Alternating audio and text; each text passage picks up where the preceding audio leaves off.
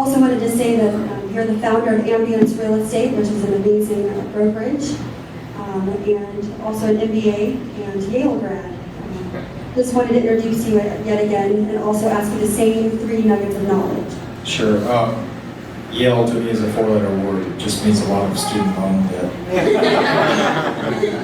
Actually, not that much, because I actually took a home equity line out of my first rental property I bought at 27 years of age and used that to pay down the loan almost immediately. So I deducted most of it. Because, we can talk about that. I actually am a local person. I went to Lowell High School in San Francisco and UC Berkeley. I got 2 degrees there and a minor in real estate, molecular and cellular biophysics, and economics. And then I went to Yale and was at the Yale Medical School. Got a master's in public health medicine and also my MBA.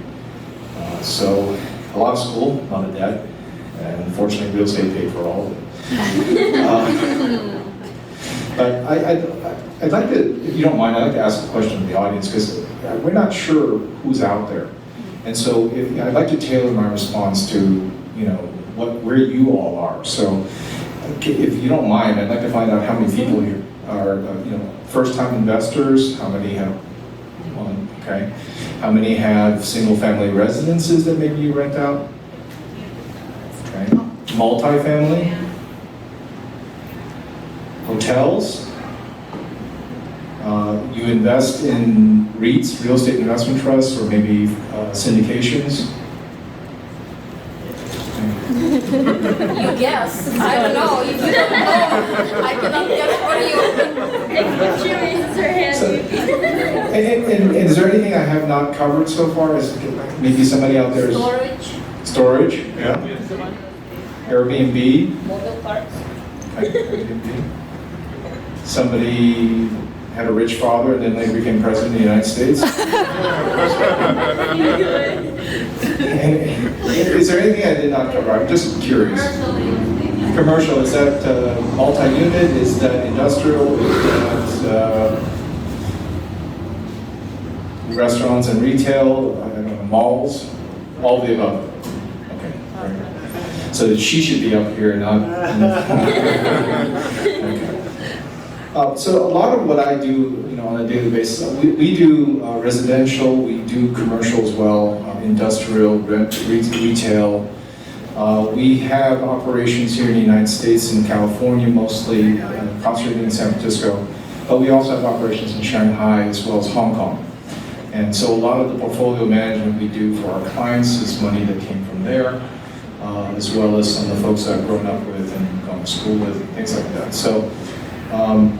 I just wanted to go there. But in terms of some of the lessons, I think maybe I will focus on the first-time investor, because the folks here that really already have these things, the single families, the multis, the commercial dynasty that you have, I can tell from your face, and the ring on your finger.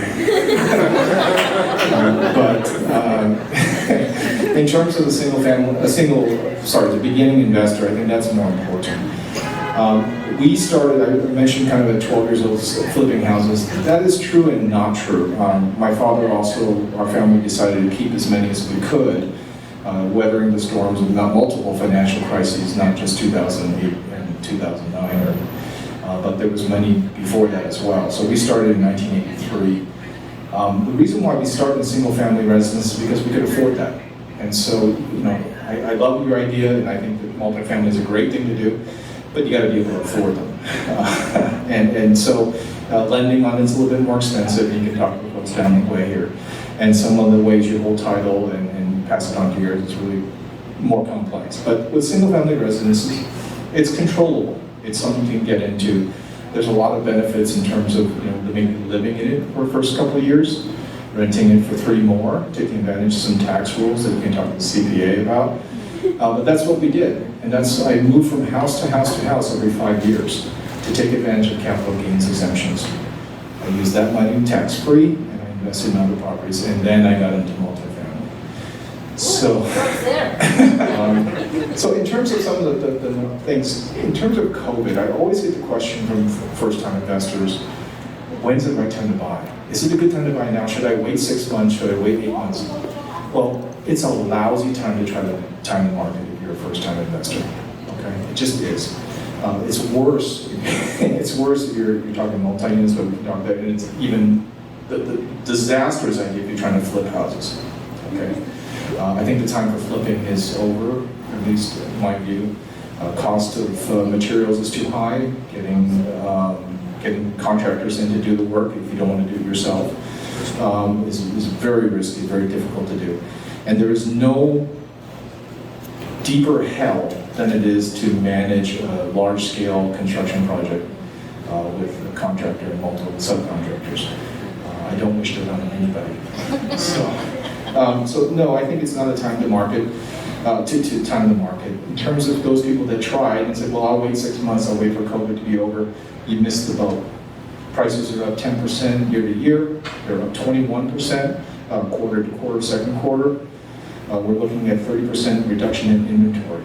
So prices in Santa Clara outpace San Francisco. They're at $1.6 million for a median single-family home. San Francisco is $1.35 million. You missed the boat. So timing, flipping, my father was smart enough to get out of it very early on, make the money, buy and hold, then do some management of your portfolio. He used to call it, learn, earn, burn, and then turn. Never churn. Okay? What that means is you learn as much as you can. Learn about the rules and tax, talk to as many attorneys as you can, get to know contractors, and then you burn, or burn is next order, you burn the midnight oil. You stay up all night, you work on your properties while you finish your job at 5 o'clock, you run over there, you do your painting, you do your, whatever. And then you have to earn. So you collect the money from that and you figure out how to save it, how to invest in other things, and then you turn it. Basically 1031 exchange. So take advantage of the tax laws that you have that are put in place. I think that's, those kind of things, that's one nugget. The other one is, it's a really sneaky environment out there. I'm just going to be laying it out. There's almost 423,000 active brokers and agents in California. That's a small town, if not a small city. Wait, I'm sorry, now there's 424,000 agents, brokers, right? They just pop up everywhere. And so the Board of Real Estate, or the Bureau of Real Estate, has a very difficult time managing the ethics and controlling how these folks act. And so everybody is the neighborhood expert. That can't be with 423,000 agents. Everybody's the top salesperson, top producer. Who says? I mean, one of the favorite, I love this poster. This woman says, #1 real estate broker. And at the bottom, in really micro print, said by my kids. Right? It's just perfect. Or, no offense to any authors out there, but you can pay people to buy your book on Amazon or have your friends buy it, and you become the #1 salesperson that day on Amazon for your book. And you will always be the #1 salesperson for that book on Amazon. Don't trust those things. Right? Interview your real estate agents, find out how they do their things. Off-market deals, I'll get you in. All these things, these are just scams. If you want to do those things, then I've got a book I'd like to sell you. I've got a system. There's no money down. I've got a boat with bikini-clad women behind me. Anybody old enough to know who Tom Vu is? If not, look it up when you go home. It is hilarious. Okay. So I think for us, Ambiance, we redesigned our company. We're going to do something very major that I think is going to change the way people look at real estate agencies. I can't talk about it now. My attorney says I cannot. But let's just put it this way. We want transparency. We want people to feel like people are doing the right thing. That when you come into a real estate transaction, you know what you're getting at. You know who's working for you. You know what you're paying for.